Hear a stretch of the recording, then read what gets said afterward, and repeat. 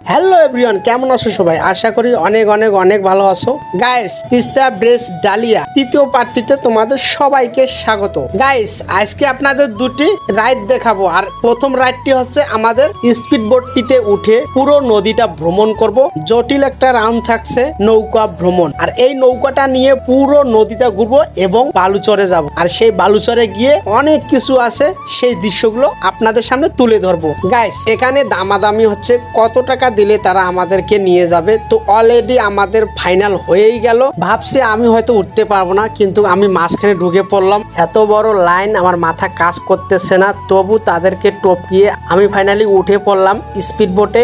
Speed বোটটি অনেক ছোট ছিল, তার জন্য আমাদের সবারই একটু না একটু প্রবলেম হয়েছিল। বাপের জন্মে আমরা স্পিড বোটে উঠিনি, এবার প্রথম উঠেছি, তাই এত উল্লাস করতেছি। গাইস, এর মজাটা কিন্তু এর আগে আমি অনেকবার নিয়েছিলাম। স্পিড বোটে উঠে আপনি অবশ্যই সতর্ক থাকবেন, কারণ এই জায়গা থেকে আপনি টপ করে নিচে পড়ে যেতে পারেন। আর দেখেন নদীর ভিউটা দেখেন, আর আমাদের সবার ইরেকশনটা দেখেন, চারপাশে পানি ভরা, আর এত স্পিডে এই স্পিড বোটটা যাইতেছে। আর এইদিকে ভাইস্তারা অনেক চেঁচামেচি করতেছে। আর সাগরের পানিগুলো দেখতে এতটাই ভয়ানক লাগতেছে, অনেক বড় বড় ঢেউ আসতেছে। আর স্পিডের পিছন দিয়ে যে পানিটা গতি নামতেছে, দেখেই অনেক ভয় লাগতেছে। আর পিছন দিকে দেখেন অনেকটাই দূরে ডালিয়ার ব্রিজটা দেখা যাচ্ছে। আর সই সই পানি অবস্থায় ভেসে আছে। আমার সিটে ছিল পানি, আর পুরো প্যান্টটাই পিছনে ভিজে গেছে। এটা নিয়ে সবাই একটু মাতামাতি করতেছে, সবাই যার যার মতো ভিডিও ফুটেজ করতেছে, আর আমি আমার মতো করে ভিডিও শুট করতেছি। আর চারিদিকে পানিটা দেখে এতটা ঢেউ, আর সামনের লুকটা দেখেন, ওয়াও,